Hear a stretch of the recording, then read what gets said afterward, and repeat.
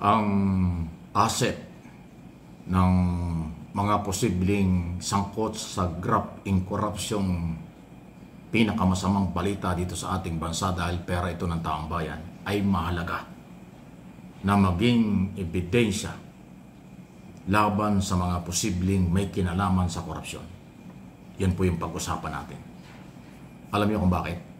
Kasi yung ongoing na pag-recover, pag-identify ng mga asset ng mga sangkot sa korupsyon na ngayon ay trabaho ng Anti-Money Laundering Council sa mga bank account sa lahat ng mga bangko, posibleng dito at sa abroad, at yung pagsilip ng ibang ahensya ng pamahalaan tungkol sa iba namang asset ng mga sangkot sa katiwalian ay napakahalaga.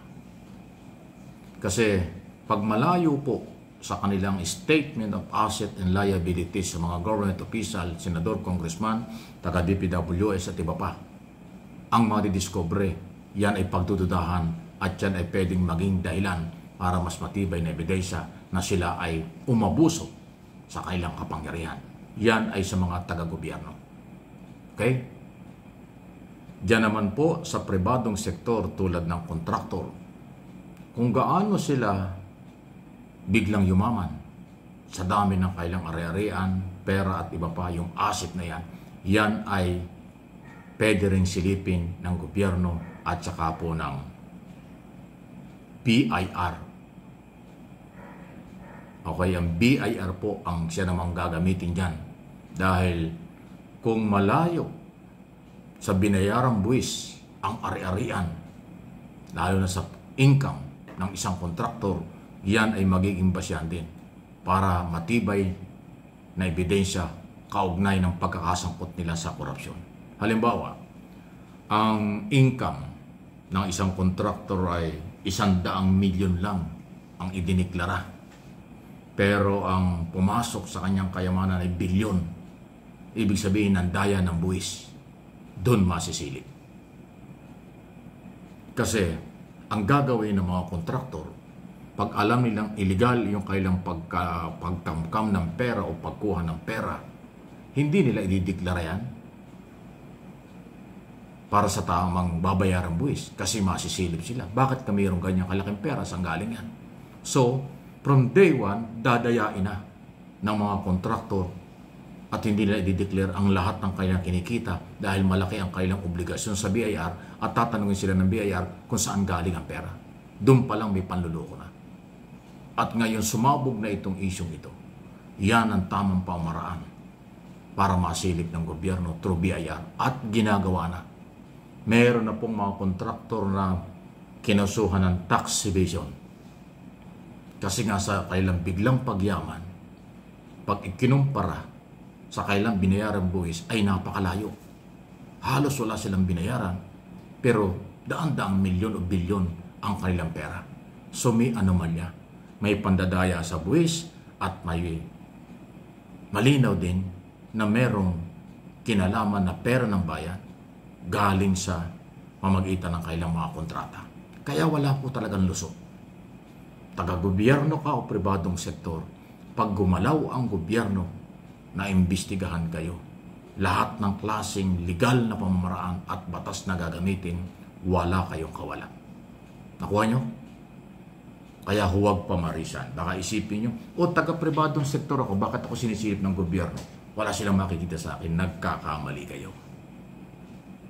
Pag nalaman ang maraming bank account mo, pagdududahan ko saan galing.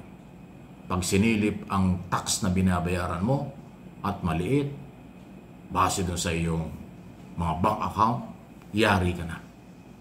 Pag narakita pa na marami kang property, bahay, building, at kung ano-ano pa, lupa, tapos maliit din ang binayaran mong buwis, yari ka pa rin.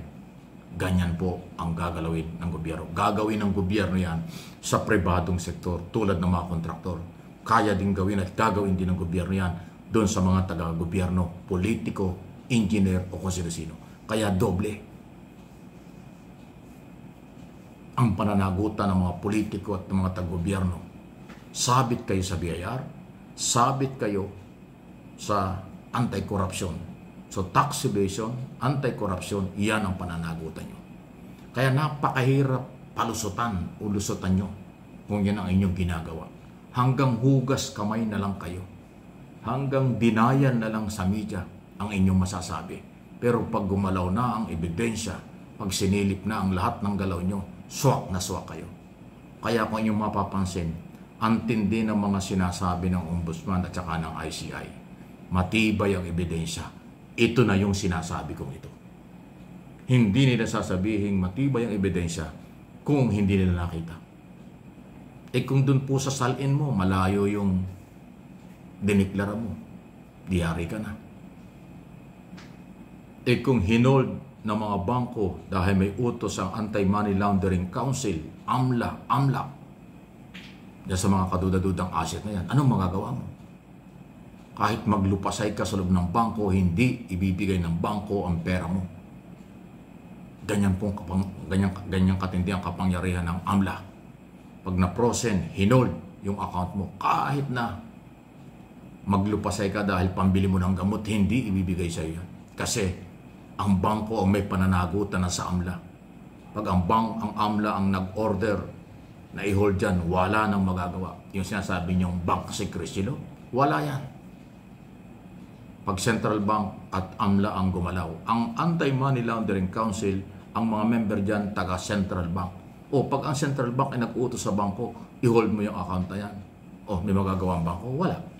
Kasi pag inilabas mo yung mga account na yan, yung bangko ang pananagutin ng AMLA at ng Central Bank. Ganong kalupit. Baka hindi nyo alam. Ngayon, alam na ninyo dahil ipinapaliwanag ko. Ganyan po. At may utos ang Pangulo at ginagawa na ngayon yan. Kaya nga umabot na ng more or less 12 billion asset. Kung kani-kaninong asset yan, ang hinold na. Hindi na pwede magalaw yun. Pati yung mga bank account ng congressman, senador, district engineer, wala na, hindi na magagalaw yan. Hindi naman may kakailangan, identify yan eh. Dahil ang bank record nakapangalan kung kanino. Pag pinagdudahan pa yan na yan ay dami, ginamit na pangalan, ginamit na korporasyon ng politiko at ng kontraktor, lalong bibigat ang problema. Pati mga, alam ba nyo, pati yung mga personal account mo, halimbawa, meron kang account sa bangko na talagang yun, pinaghirapan mo, sweldo at iba pang sa ibang hanap buhay mo nakuha, at nasama yan doon sa alarma, nasama doon sa order ng AMLA na i-hold yung lahat ng account. Dama yun. Ganong kalupit ang batas, ganong kalupit ang mangyayari.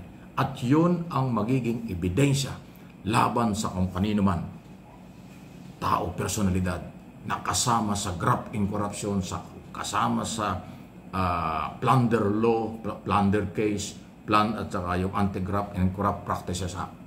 Lahat yan unbailable offense habang buhay na pagkakabilang ko. At pagka po hinold, kinumpis ka ng gobyerno ang inyong asset, mahirap na maibalik yan. Dahil yan nga po ay hindi ibabalik dahil magiging ebidensya yan. Pag sinabi ng korte ng Sandigang Bayan na yan ay ebidensya, wala nang gagalaw yan. Pag napatunayan, automatic kukumpiskahin ng gobyerno. Ganong kalupit ang batas. Akala nyo ganong-ganon lang. Maging aral ito, hindi ito pananakot. Maging aral ito doon sa mga gagawa pa ng kalokohan. Mga nagpaplano at ngayon ay ginagawa ang pagnanakaw sa pera ng gobyerno. Huwag kayong magbaka sakaling magtatagumpay kayo. Pag nagaya kayo dito sa controversial na flood control scam, lahat kung anong ginawa ng gobyerno sa mga suspect, akusado, yan din ang gagawin doon sa mga mali-discover pa. Kaya maging warning na rin ito. Please like and share. For education, for information, itong ating ginagawa.